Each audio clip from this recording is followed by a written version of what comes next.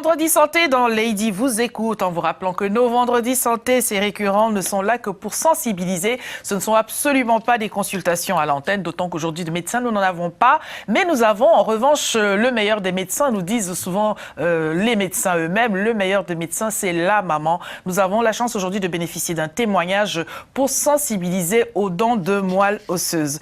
Bonjour Corinne Teugnet. Bonjour Lady. Merci d'avoir accepté notre invitation. Vous êtes la présidente fondatrice de l'association ACUT, qui n'est autre que Association Courage Ulysse Teugnet. Ulysse, c'était votre fils? Oui, c'était mon fils. Vous êtes par ailleurs la vice-présidente de France Moelle Espoir et vous avez à votre actif une soirée que vous organisez aujourd'hui pour sensibiliser le grand public. Vous avez trouvé le temps dans cet emploi du temps déjà chargé, hein, quand on organise, on ne sait plus où donner de la tête. Mais il vous tenait à cœur de venir sensibiliser le grand public, je le disais, à ce que c'est que le don de moelle osseuse, pour en avoir fait l'expérience par la situation de santé de votre fils. Et encore une fois, au nom de tous les téléspectateurs, acceptez nos remerciements parce que quelquefois, quand on est dans la phase de témoignage, on n'est pas forcément à l'aise. Mais ce qui compte, c'est que c'est pour la bonne cause. Merci. Alors, le don de moelle osseuse, comment vous êtes-vous retrouvé confronté à cette situation ? En fait, je me suis confrontée à cette situation par rapport à la maladie de mon fils Ulysse. Oui. Ulysse est né, il était en bonne santé, il souffrait d'une aplasie médulaire idiopathique. L'aplasie médulaire, c'est une maladie qui touche les trois lignées sanguines, les globules blancs, les plaquettes et les globules rouges. Oui. Donc, quand cette maladie, en fait, pour dire en gros, c'est quand la moelle osseuse ne fonctionne plus. Donc, Ulysse, il était un enfant comme tous les autres, hein, il se portait bien et tout, il n'y avait pas de soucis particuliers, jusqu'à ce qu'un jour, il va à l'école et puis il a eu un malaise, un petit malaise du rien du tout. Donc, j'ai été appelée, je l'ai amené, il a été amené aux urgences, moi avec, on a été aux urgences la première fois, donc les médecins ne se sont pas inquiétés pour autant. La deuxième fois, il a encore eu un deuxième malaise à l'école. Ça a duré pendant quand même un long moment, hein, un mois. À chaque fois, il avait des malaises à l'école. Et qu'est-ce que disaient les médecins déjà à chaque fois? Aux urgences, ils n'étaient pas plus inquiets parce que l'enfant, quand on l'amenait aux urgences, il n'avait pas de signes particuliers. Il arrivait là-bas, il souriait, il était bien portant.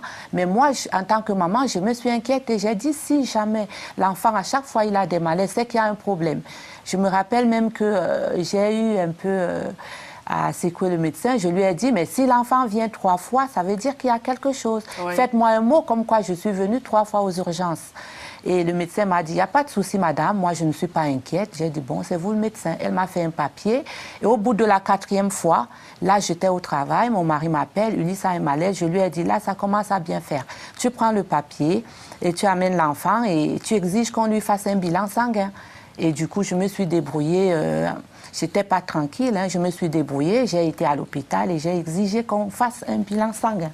Alors, voilà. Alors ce bilan sanguin, on ne l'avait pas proposé déjà les 3-4 fois, les 3 fois précédentes où l'enfant est arrivé aux urgences. Jamais. Ce qui est assez étonnant tout de même. Oui, ce sont les choses qui arrivent malheureusement. Hein. Donc du coup, quand j'ai exigé, et après, quand ils ont fait le bilan, et plus tard, le médecin m'a appelé, il m'a dit, madame, Ulysse a une anomalie au niveau du sang. À ce moment-là, quel âge a Ulysse? Ulysse avait 6 ans et demi, 7 ans. Alors, c'est un diagnostic que l'on reçoit comme un coup derrière la tête, je suppose. Oui. Moi, c'est vrai que je travaille aussi un peu dans le domaine paramédical. Oui. Quand il y avait une anomalie, eux, ils n'étaient pas inquiets. J'ai demandé pourquoi il avait cette anomalie. Et du coup, ils m'ont dit, peut-être c'est à cause du traitement, c'est à cause de... Peut-être il y a quelque chose, il a eu un virus qui est passé inaperçu, peut-être c'est à cause de ça. Et moi, en tant que maman, j'étais quand même inquiète. Ben oui. Je me suis dit... Là, il y avait quand même une anomalie. Il faut savoir que l'aplasie, ça touche les 3 lignées, comme j'ai expliqué précédemment et tout. Donc, les 3 lignées étaient basses. Alors, qu'entendez-vous par lignée pour une meilleure compréhension de tous? En rappelant que certes, vous n'êtes pas médecin, mais pour en avoir fait l'expérience, et qui plus est encore pour aujourd'hui être accompagné par une équipe de médecins, lesquels, je le rappelle, seront là aussi lors de la soirée pour faire justement des conférences. Ils n'ont juste pas pu se rendre disponibles aujourd'hui. Ces 3 lignées auxquelles vous faites allusion, qu'est-ce que ça désigne justement? Il y a les globules rouges qui servent à l'oxygène, au transport de l'oxygène. Il y a les globules blancs qui servent pour la défense, nos défenses immunitaires. Et puis, il y a les plaquettes qui servent à la coagulation. Donc, quand les 3 lignées sont atteintes, c'est-à-dire qu'ils sont basses, parce qu'il y a les taux normaux, hein, et dans le cas d'Ulysse, quand la maladie a été découverte, il n'était qu'à 2000 globules blancs, alors que le taux normal commence à partir de 4000 globules blancs. Et il était à 9 à 8 d'hémoglobine, alors que le taux normal commence à 12. Les plaquettes, il était à 50 000, alors que le taux normal, ça commence à 150 000. Voilà.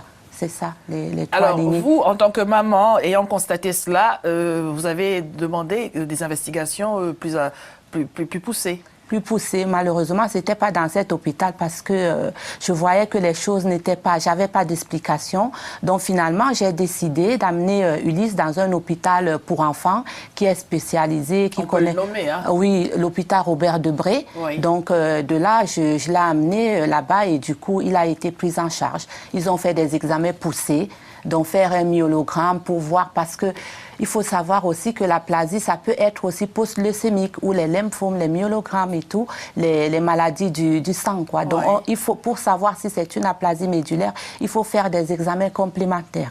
Donc là, quand je l'ai amené, il a été vraiment pris en charge comme il fallait. Ils ont fait une biopsie ostéomédulaire, c'est-à-dire ils lui ont prélevé un petit morceau d'os au niveau de l'os iliaque pour aller l'examiner et voir quel genre de maladie il souffrait.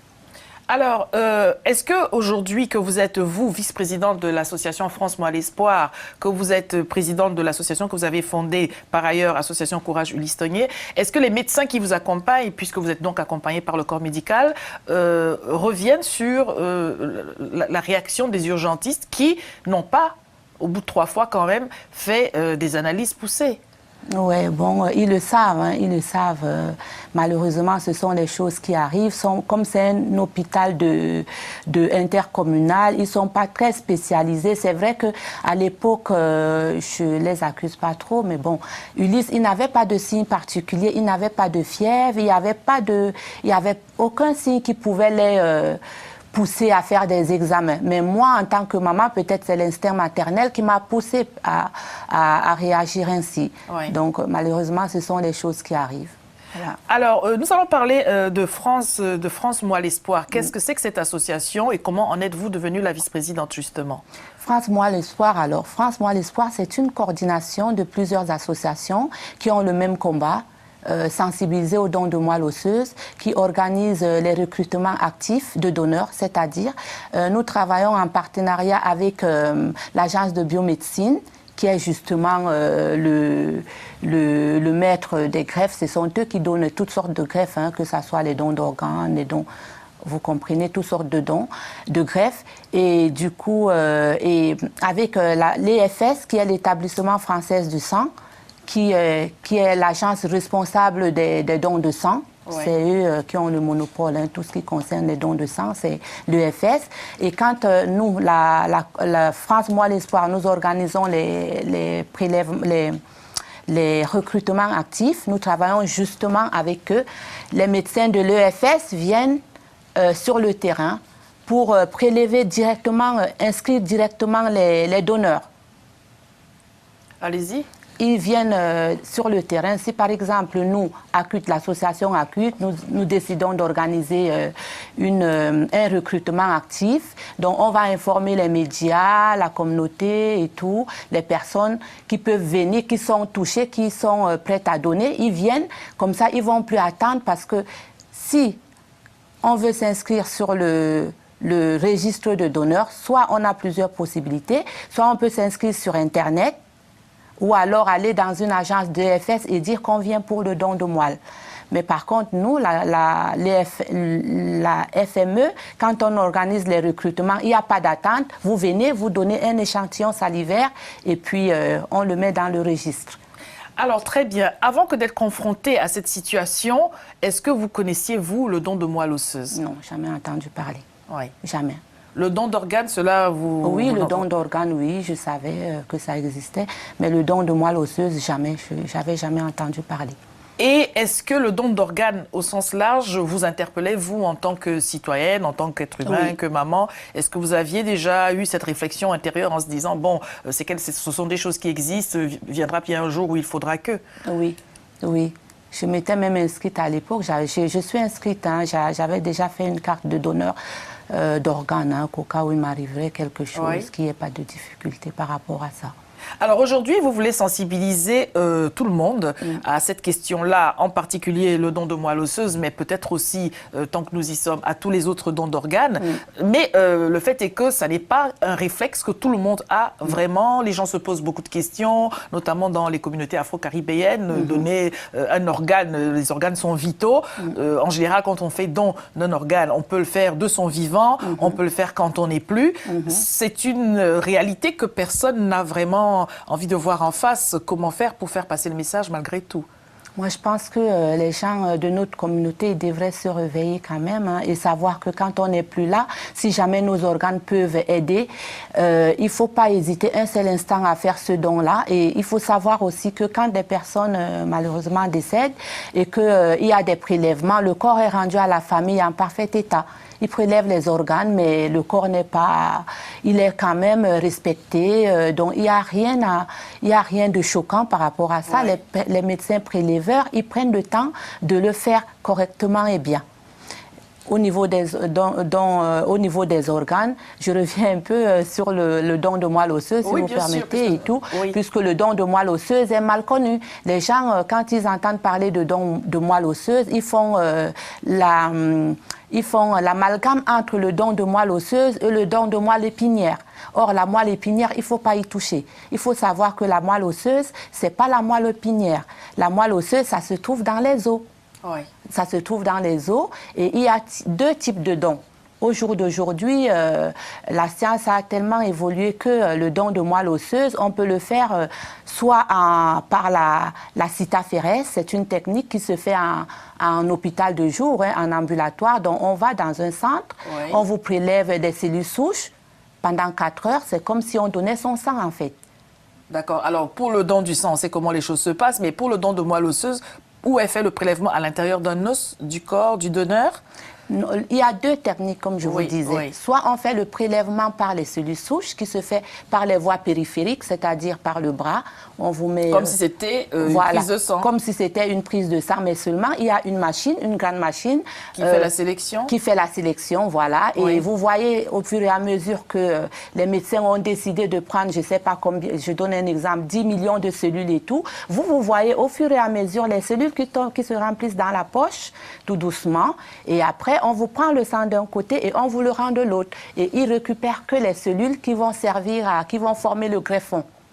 On ne perd donc rien, parce que souvent, les gens, donner veut dire se priver, renoncer à quelque chose pour donner à autrui. Et en l'occurrence, au regard des explications que vous nous apportez, ça se régénère pour le donneur. De toute façon, il ne perd rien. Ça se régénère. Il y a une chose qu'il faut savoir, c'est que avant de faire ce prélèvement-là, c'est normal parce que chaque personne, pour prélever, il faut beaucoup de cellules.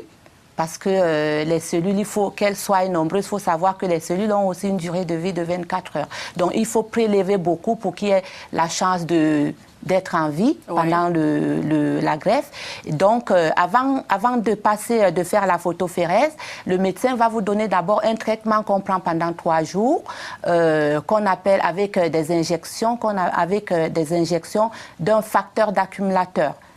Pour maximiser le résultat. Voilà, pour permettre à ce que les cellules souches remontent des os de la moelle vers le sang. Donc ça se remonte, ça se mute de la moelle vers le sang. Donc quand on va prélever pour qu'il y ait beaucoup. Hein. Bien sûr. Et après, au bout de 10 à 15 jours, bon, ben ça les médecins disent qu'ils ne savent pas trop, mais bon, maximum 10 jours, tout revient en ordre. Hein. Et là, si jamais vous décidez de faire le traitement, que quelqu'un ne vous connaît pas, si vous allez faire un bilan, le médecin peut vous dire, mais dis donc, vous avez plein de globules blancs et tout, mais c'est normal, parce que le facteur d'accumulateur qu'on vous injecte, c'est pour que vous ayez beaucoup. Et la deuxième phase de don, c'est le prélèvement se fait sous anesthésie générale en 24 heures. Vous restez 24 heures à l'hôpital, donc vous passez au bloc opératoire, donc ça se fait sous anesthésie générale. Ça fait quand même un peu mal, hein, donc on ne peut pas faire ça vif comme ça. Donc, et sous anesthésie, il n'y a donc pas de douleur? Non, il n'y a pas de douleur. Voilà. Alors, en quoi cela consiste-t-il? Si c'est sous anesthésie générale, qu'est-ce qu'on fait qu'on ne fait pas quand ça n'est pas sous anesthésie? On prélève la moelle part au niveau de l'os iliaque. Alors, qu'est-ce que c'est que l'os iliaque? L'os iliaque, c'est au niveau du haut du bassin, là. D'accord. Donc, ça se fait comme une ponction lombaire et tout. Oui. Donc, ils aspirent la moelle. Là, ils aspirent la moelle. Ce n'est pas les cellules souches, mais c'est la moelle même. Ils prennent au niveau de l'os.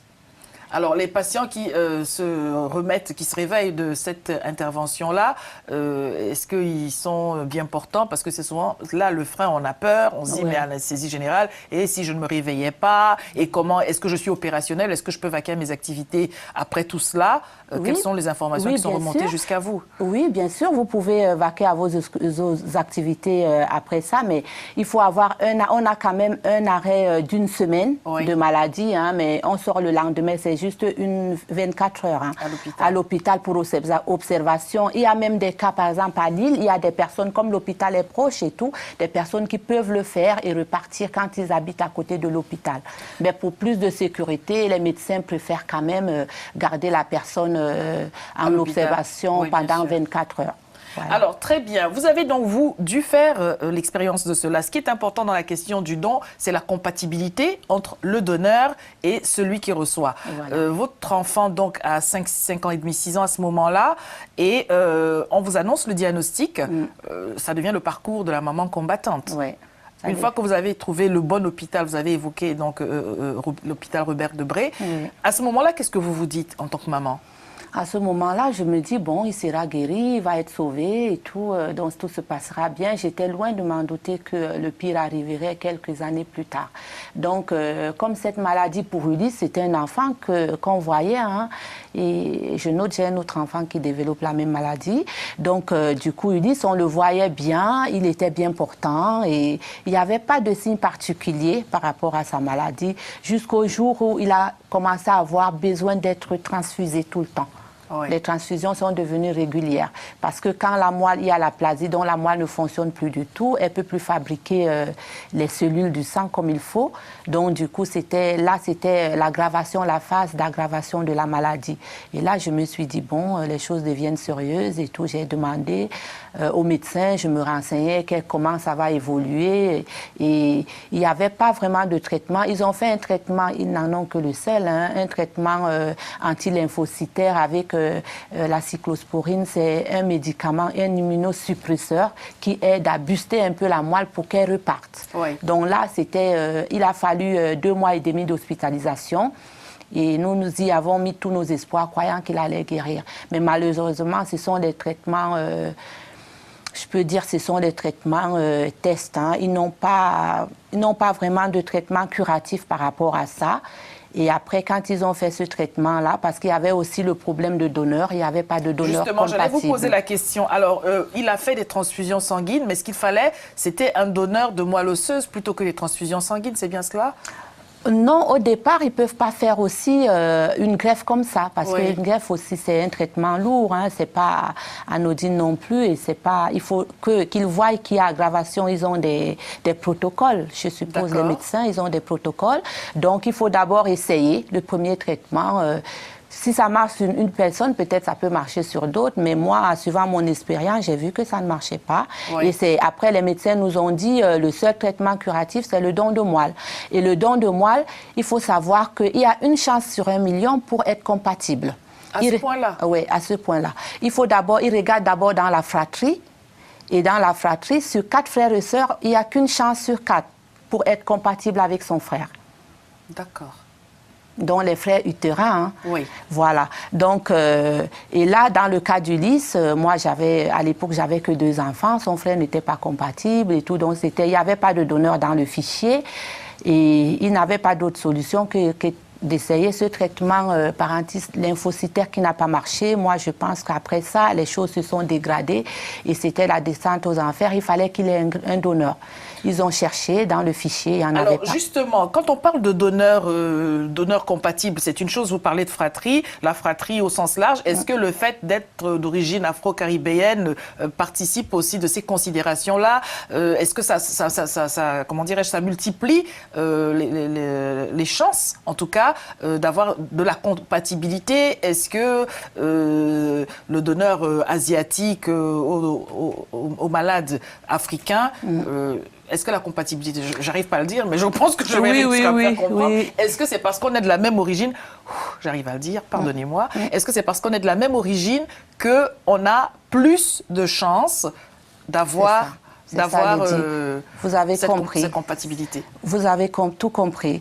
Les chances d'avoir une compatibilité, il y a beaucoup de variances au niveau du système génétique. Donc, pour être donneur, pour être compatible avec un donneur, il faut que vous ayez les mêmes origines.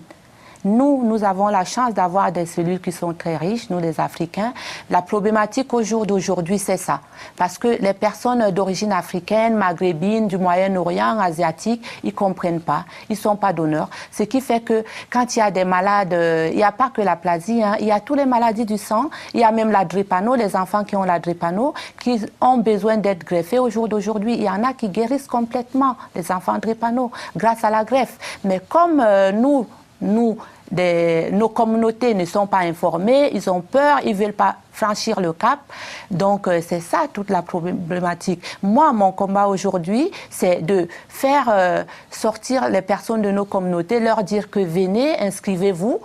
Ça ne vous coûte rien, vous pouvez vous inscrire et ne jamais être compatible. Alors, s'inscrire, en quoi cela consiste? S'inscrire dans un fichier? Est-ce qu'il faut aller dans l'hôpital près de chez soi? Est-ce qu'il y a un centre agréé? Comment est-ce que justement les choses se passent? Nos téléspectateurs qui, après, est-ce que vous allez nous expliquer ici, se disent, bon, ça y est, je suis convaincu, je vais m'inscrire. Que doit faire la personne qui veut s'inscrire sur un fichier? La personne qui veut s'inscrire, il y a plusieurs possibilités. Soit ces personnes-là vont dans un centre DFS, établissement français de sang, qui sont, ça dépend du département qu'on habite. Moi, j'habite par exemple dans le 93. Dans le 93, il y a l'hôpital Avicenne, il y a à Rimondor, à Créteil, il y a dans Paris l'hôpital Robert Debré, Georges Pompidou. Il y a plein d'hôpitaux qui a les établissements français du sang qui peuvent, vous y aller, vous dites, je viens pour la greffe de moelle, je viens pour le don de moelle. Comme ça, on vous inscrit dans une liste. On vous prélève un échantillon salivaire pour le mettre dans le fichier pour voir si jamais il y a une éventuelle compatibilité entre le malade et le donneur, et on vous appellera. Et c'est pas qu'on vous appelle au pied levé. Hein. Quand vous êtes compatible avec un malade, il y a un temps qui est pris pour refaire tous les examens sanguins, pour voir s'il n'y a pas de risque pour le patient, pour le donneur et pour le malade. Ouais. Donc, il y a un temps pour faire tous ces examens sanguins-là. Et il faut savoir aussi que le don de moelle, vu la loi bioéthique, c'est un don qui est gratuit, volontaire, et qui est gratuit, volontaire et comment dirais-je, anonyme. Voilà. Voilà, donc dans ce fichier anonyme, pas pour le centre qui reçoit le don, parce qu'il faut bien qu'il puisse contacter les personnes le moment venu, mais on ne publiera pas, madame, monsieur, votre nom en disant un tel est très gentil, a fait don de sa moelle, un tel autre... on ne donnera pas d'informations là-dessus. Alors, les quelques personnes auxquelles vous avez été confrontés, à qui vous en avez parlé de vive voix, par exemple, quelles ont été leurs réactions, les hommes, les femmes? Il y en a qui sont touchés, hein. Il y en a qui disent « Ah, moi j'ai peur, ça fait mal et tout. » Mais bon, il faut savoir que quand on veut par rapport à... Pour sauver une vie, il n'y a pas de prix, quoi. Moi, personnellement, j'ai fait un don pour mon fils. Malheureusement, ça n'a pas marché. Oui. Mais je ne veux pas dire que je ne me sens pas coupable parce que ça n'a pas marché. C'est qu'il était déjà fragile, mais les cellules ont marché quand même. La greffe a bien prise et tout. Étiez-vous compatible? Je n'étais pas compatible parce que quand ça, c'est les greffes de la dernière chance, hein, on appelle les greffes haploidentiques, c'est-à-dire quand il n'y a pas du tout de donneur, ils prennent soit le papa, soit la maman, parce que chaque enfant bénéficie de 50% du patrimoine génétique de ses parents. Oui. Donc, quand ça devient comme ça devient compliqué. Il faut savoir que les médecins, il y en a qui sont très, très dévoués. Les médecins sont dévoués et surtout ceux qui, je dis pas, moi, je suis plus touchée par les médecins qui s'occupent des enfants et tout, mais je vois que ce sont des personnes qui, au-delà de leur travail, ils sont humains, ils font tout pour sauver les enfants, les vies. Ils font tout, ils se mettent tout le paquet pour sauver. Donc, quand il y a des risques comme ça, ils le prennent. C'est les greffes qui sont, moi, je dirais, en stade expérimental, qui n'ont pas encore beaucoup d'expérience, mais il y en a qui s'en sortent. Ulysse, lui, n'a pas eu de chance parce que, bon, déjà, il était fragilisé par les médicaments et tout. Ouais, donc, voilà, il a eu 6 ans et demi de maladie avec beaucoup d'essais thérapeutiques et tout. Et après, quand la greffe est venue, il était autonome au niveau sanguin. La maladie du départ était guérie, mais malheureusement, il est parti de suite d'une infection foudroyante. Donc, moi, si c'est une chose qui est à refaire aujourd'hui, je n'hésiterai pas de le faire pour n'importe qui, pour aller donner. J'ai donné par les cellules souches, je sais comment ça fonctionne. La douleur qu'on a, c'est pas vraiment une douleur insupportable. On a comme des courbatures, après on prend du paracétamol. Et on se porte mieux. Et ça va. Au téléphone, un monsieur du Congo, Brazzaville. Bonjour, monsieur. Oui, bonjour. Nous vous écoutons. Oui, bonjour madame. Bonjour, monsieur. Je suis monsieur Makaya, j'appelle de Pointe-Noire. Oui. Je voudrais avoir un éclaircissement. Tout à l'heure, je vous rappelle, je vous rappelle s'il vous plaît. Je vous rappelle. Merci bien, monsieur. Pour vous dire à vous qui nous regardez que la ligne est ouverte. Vous avez peut-être fait déjà l'expérience de notre invité sur le plateau. Vous avez des choses à partager avec nous. Vous avez peut-être des choses aussi, des encouragements, je ne sais pas. Ou vous avez, vous, un point de vue quant à la question du don d'organes, du don du sang et du don de moelle osseuse, parce que c'est de cela qu'il est question aujourd'hui. La ligne est donc ouverte et vous pouvez aussi adresser vos messages à ladyvousécoute@telesud.com pour pouvoir échanger avec notre invité sur le plateau. Je voudrais, moi, d'ores et déjà vous rappeler que cette soirée, c'est aujourd'hui. Nous sommes vendredi le 17 mai 2013 de 19h30 à 2h du matin. L'association Courage Ulysse Tognet organise un grand dîner-spectacle au cours duquel il y aura des conférences, des conférenciers, des médecins précisément pour aller plus loin dans la discussion au-delà de ce que nous partageons ici aujourd'hui. Il y aura bien sûr des concerts, des artistes qui se sont dévoués, on va les nommer, il y a Défense, il y a Crystal Java. Et puis, soirée dansante. Alors, c'est une soirée caritative pour lever des fonds. Que comptez-vous faire de ces fonds que vous allez peut-être lever pendant la soirée? Ces fonds-là iront directement pour soutenir les familles qui sont en difficulté pendant la maladie. Oui. Et nous envisageons aussi aller faire un don à l'hôpital Robert Ballanger à Noël pour remettre les cadeaux aux enfants, aux petits malades. Voilà. Nous prenons monsieur du Congo à nouveau. Bonjour. Bonjour. Vous avez la parole, monsieur. Oui, je disais tout à l'heure, vous avez dit pour être donneur, il fait. Oui. Tout à l'heure, j'ai suivi la dame qui disait que pour être donneur, il faut être de la même origine, c'est-à-dire qu'un Africain ne peut donner que du sang à un Africain et un Blanc ne peut que donner du sang à un Blanc. Alors, il ne s'agit pas de sang, mais de moelle osseuse, monsieur. Il ne s'agit pas du don du sang. D'accord. Merci pour votre question et ça permet d'apporter la précision peut-être que d'aucuns se la posaient. Alors, on va quand même rappeler le lieu de cette soirée. Donc, je rappelle Association Courage Ulysse Tognet, une soirée qui a lieu à l'esplanade Aimé Césaire. C'est à Villepinte, en région parisienne, dans le 93, avenue Jean Fourgeau. Esplanade Aimé Césaire, avenue Jean Fourgeau. Pour y aller, c'est le RER B et l'arrêt Sevran-Baudot. Voilà. On va peut-être donner un numéro de téléphone tout simplement pour nos téléspectateurs, ceux de nos téléspectateurs qui voudraient soit se rendre à cette soirée, soit contacter l'association que vous représentez, que vous avez fondée, je dois le rappeler. Alors, lequel des numéros? Il y en a plusieurs. 06 62 56 85 53. Deux fois, une fois de plus comme cela, on n'aura pas d'erreur. 06 62 56 85 53. Voilà, c'est ce soir donc à partir de 19h30. Alors, vous avez évoqué ce qui s'est passé, vous avez évoqué votre autre enfant.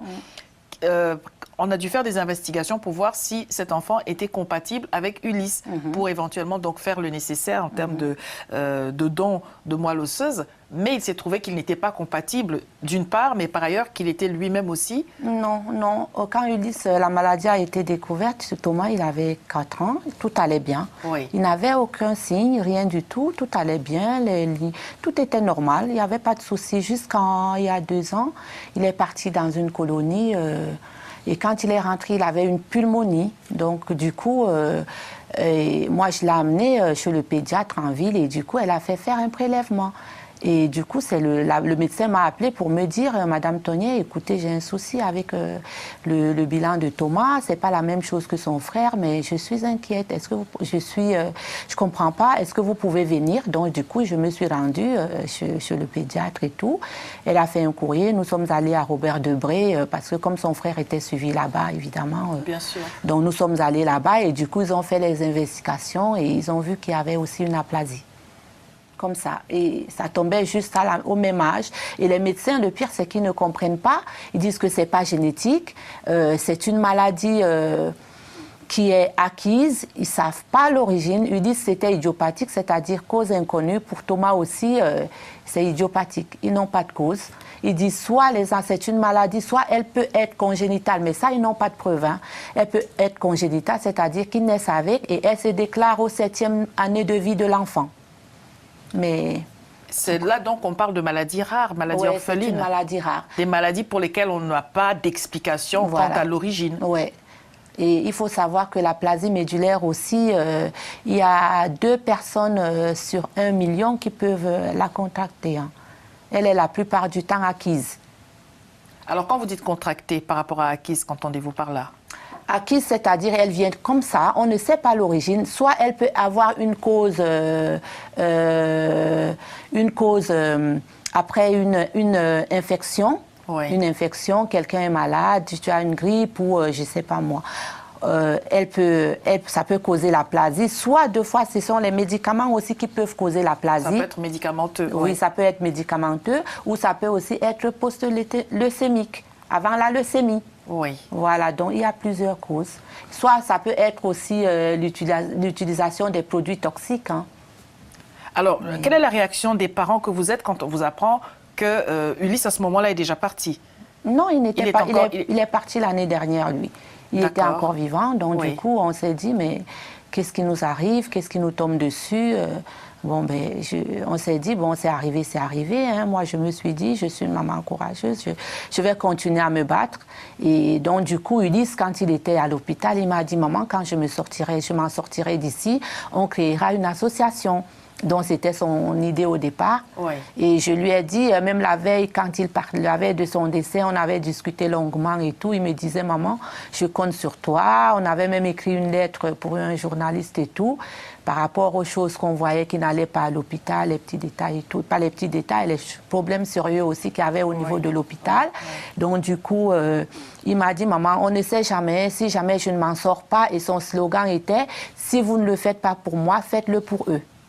C'était son slogan. À 6 ans et demi? À 10 ans. 10 ans, quand il a commencé la maladie. Il est parti à 13 ans. D'accord. Il est parti à 13 ans. Donc, du coup, c'était un petit garçon qui était très courageux. Il pensait toujours aux autres et tout. Il avait toujours le sourire. Et je me suis dit, je vais continuer son combat. Je lui ai fait la promesse. Et je pense que là où il est aujourd'hui, il doit être fier. Oh oui. C'est un enfant courageux, mais c'est vraiment l'enfant de sa mère, parce que il faut une maman courageuse pour nous parler de tout cela, pour avoir traversé tout cela et pour aujourd'hui penser à d'autres parents, à d'autres familles et vouloir encourager les uns et les autres à vouloir justement s'organiser et ne pas être pris de court, comme malheureusement vous avez pu l'être. Comment va le frère d'Ulysse aujourd'hui? Lui, il va bien, il va bien. Là, pour l'instant, il est stable depuis qu'on a découvert la maladie. Il est stable, il n'y a pas d'aggravation.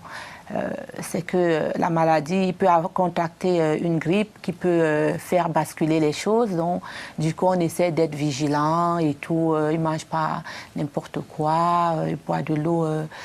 On essaie quand même de le protéger au niveau d'hygiène, qu'il mange des aliments bien cuits.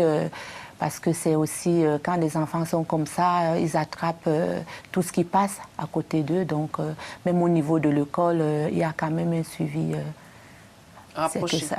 Alors, comment êtes-vous devenue la vice-présidente de France Moi l'Espoir? Je pense avoir posé la question. Oui. Ah oui. Je suis devenue la présidente de France Moi l'Espoir. La vice-présidente. La vice-présidence, parce que déjà, pour créer l'association, j'ai eu beaucoup de soutien au niveau de l'hôpital Robert Debré. Je remercie d'ailleurs le professeur Dahl et le docteur Karima Yacouben, qui est un médecin formidable, qui est à l'écoute et qui nous a vraiment beaucoup soutenus, qui sera là ce soir. Et elle a connu Ellis quand il était petit. Elle a toujours été avec nous. Ils nous ont encouragés.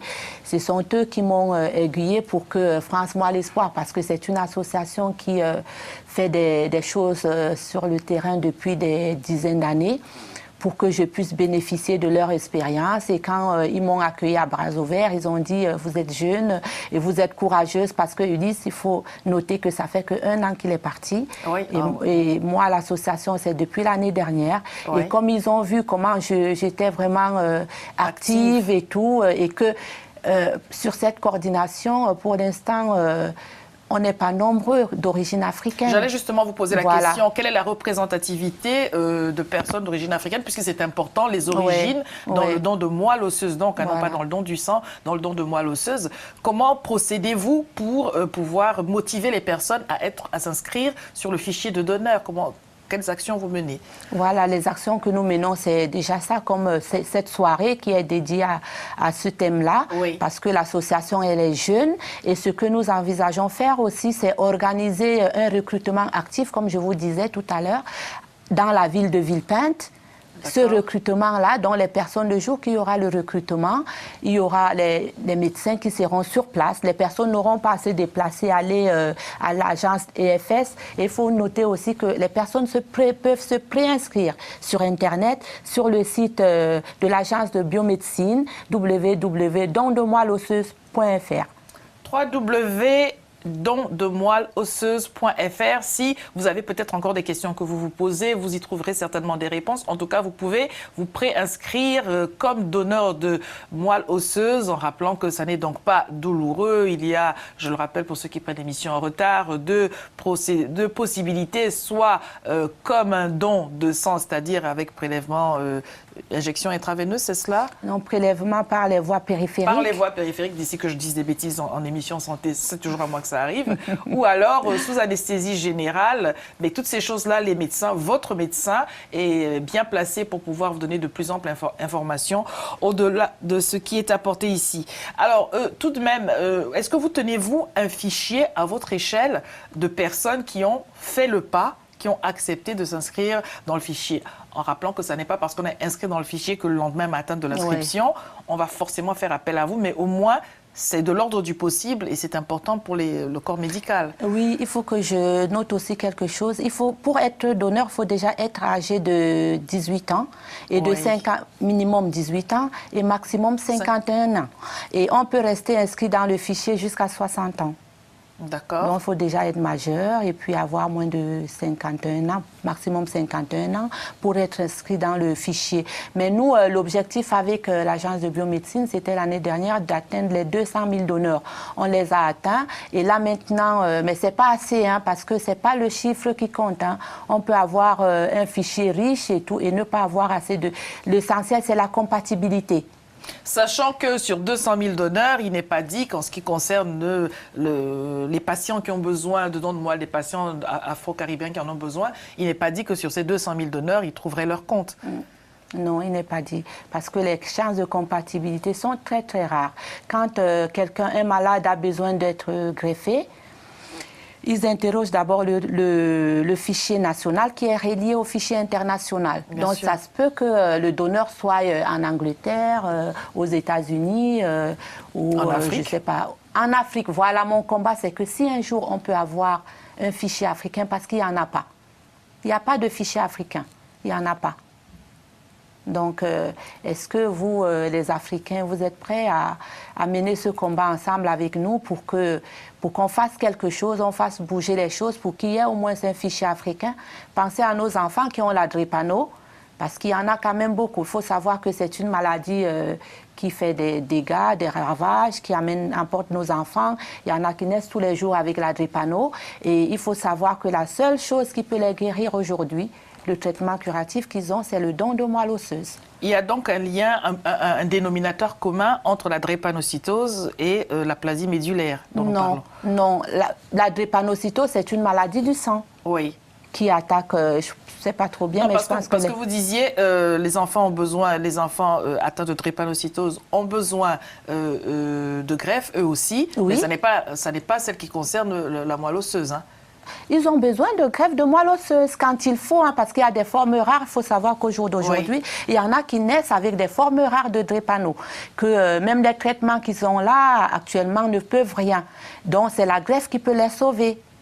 Voilà, donc c'est la greffe, et c'est la greffe qui peut sauver ces enfants-là, la greffe de moelle osseuse, parce que la drépano, c'est une maladie du sang.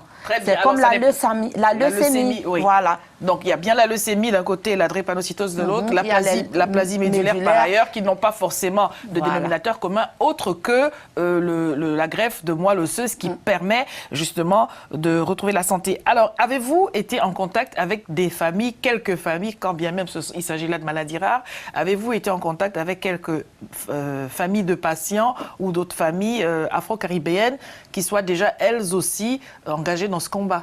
Non, pour dire vrai, non. Pour l'instant, je n'ai pas. Des fois, quand je vais à l'hôpital, j'essaie d'approcher les familles afro et tout. Ils sont réticents. Ils sont déjà dans la douleur. Il faut savoir que toutes les personnes, même au niveau européen, hein, c'est pas, toutes les personnes ne réagissent pas pareil. Il y en a qui veulent... Je pense qu'ils refoulent. Ils ne veulent pas se mettre dans la réalité. Ils refoulent. Ils veulent pas. Ils font le déni. Donc, c'est difficile. Mais sinon, j'ai quelques contacts, hein, les afros, mais pas plus que ça. Il y en a, quand je leur dis, venez vous engager avec moi, ils ne sont pas encore... Il faut dire que l'association aussi est jeune. Hein. Mais que pensez-vous? Vous avez là la boutonnière, on va le montrer d'ailleurs. Vous avez la boutonnière, donc... les veilleurs de nuit. Alors, voilà, gardez-le bien en face de la caméra qui est là. Les veilleurs, mais on va le trouver, hein. Baissez les bras s'il vous plaît. Les veilleurs de nuit, cette petite lumière là, comme ça, qui s'allume à votre boutonnière, qu'est-ce que ça désigne, les veilleurs de nuit? J'en porte un moi aussi aujourd'hui. Elle désigne toutes les personnes qui sont inscrites dans le fichier des donneurs de moelle osseuse, qui sont en attente qu'un jour on puisse les appeler. Il faut savoir que ces personnes-là, ce sont les personnes qui ont du mérite, qui sont là tout le temps, elles sont à l'écoute. Elles attendent seulement le coup de fil qui vont les faire franchir le pas, aller sauver une vie. Voilà, donc c'est ce que ça veut dire. Les médecins qui vous accompagnent, que disent-ils de ces maladies cataloguées comme étant des maladies rares? Est-ce que les efforts de la recherche en général, de la science, prennent cela en compte, ou est-ce que c'est parce qu'on se dit cela ne concerne que trop peu de personnes, alors on y consacre moins de budget? Est-ce que vous avez ces échanges-là? Oui, nous avons ces échanges-là, et tous les médecins, hein, il faut savoir que les médecins font un travail formidable par rapport à ça. Ils n'arrêtent pas de travailler, de rechercher, et c'est pour ça que les associations, nous sommes là. L'objectif principal aussi de l'association ACUT, c'est aider à la recherche. Donc il faut savoir que tous ces chercheurs-là, ça ne peut pas avancer la médecine, les recherches, si les associations font beaucoup de choses. Les associations sont derrière, mais il faut savoir que les associations, il y en a beaucoup qui font beaucoup de choses pour donner l'argent à la recherche. Et ça avance. Au début, ceux qui sont là depuis, ces associations qui sont créées depuis 20-30 ans, ont eu beaucoup de mal. Mais au jour d'aujourd'hui, les médecins ont compris qu'ils doivent faire avec les associations. C'est pas pour rien que quand il y a des soirées comme ça, il y en a qui prennent leur temps pour venir assister, expliquer aux gens ce que c'est que la maladie, ce qu'il faut faire pour avancer, pour essayer de trouver des solutions à ces maladies rares. Qu'est-ce que vous avez envie de dire aux mamans qui accompagnent leurs enfants pour des raisons de santé diverses, que ce soit pour la drépanocytose que vous avez évoquée, la leucémie ou d'autres, quelle que soit la pathologie? Les mamans sont fort souvent, par la force des choses, au chevet des enfants, et le courage, parfois on en a, parfois on n'en a plus, c'est en dents de scie.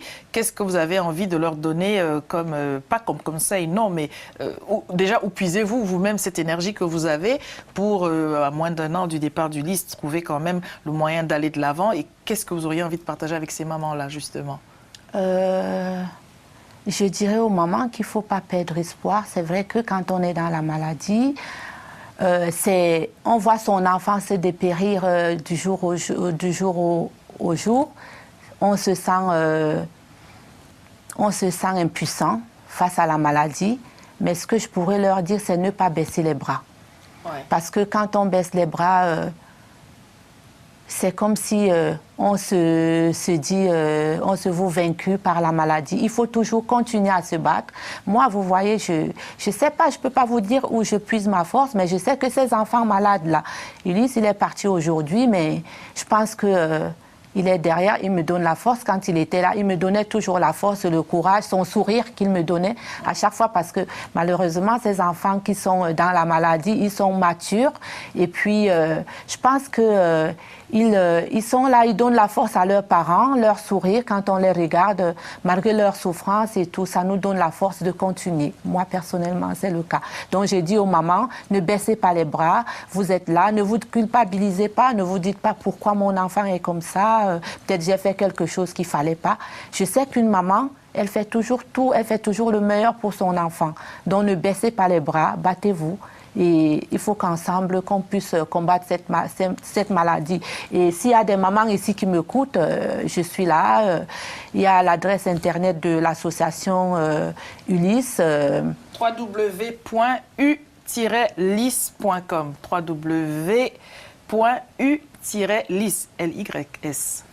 ou alors tout simplement à notre adresse à nous, Lady vous écoute @telesud.com afin que nous puissions vous rediriger tous ces messages-là. S'il y a donc des mamans qui vous écoutent, que doivent-elles faire, vous disiez?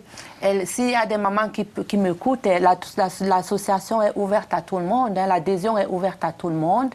Donc, vous pouvez adhérer à l'association et nous envoyer un courrier à l'adresse mail secrétaire, je crois que c'est là, je sais pas. Alors, les courriers, on va faire simplement les courriers à lady-vous-écoute@telesud.com. C'est nous qui ferons le facteur. Je pense que nous avons quelqu'un au téléphone avant la fin de l'émission. Bonjour, vous avez la parole. Non, on n'a pas quelqu'un au téléphone. Je parlais des mamans, mais alors les papas, ils ne sont pas en reste. Même si les papas ne sont pas au chevet forcément pour d'autres raisons, ils méritent eux aussi que vous leur adressiez un message. Et qu'avez-vous envie de leur dire?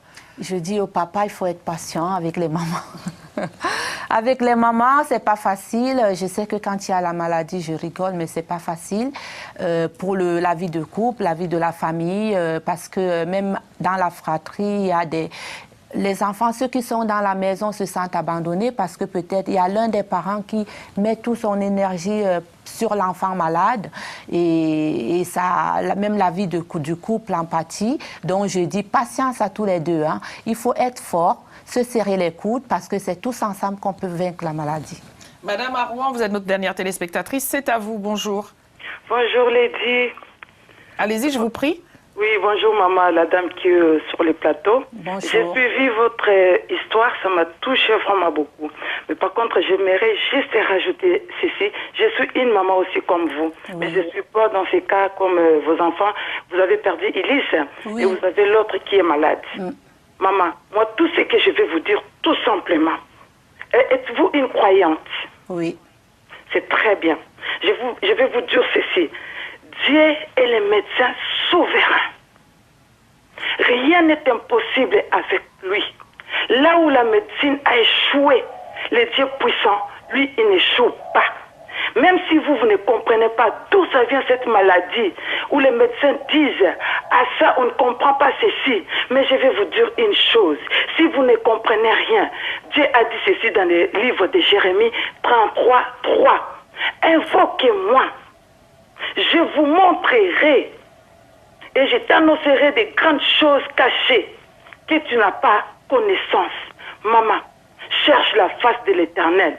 Il est le médecin souverain. Et connaissez-vous l'histoire de Lazare? Lazare, il était déjà mort. Vous avez Thomas, vous avez perdu Ulysse. Vous êtes une battante, vous êtes une croyante, maman, je vous dis.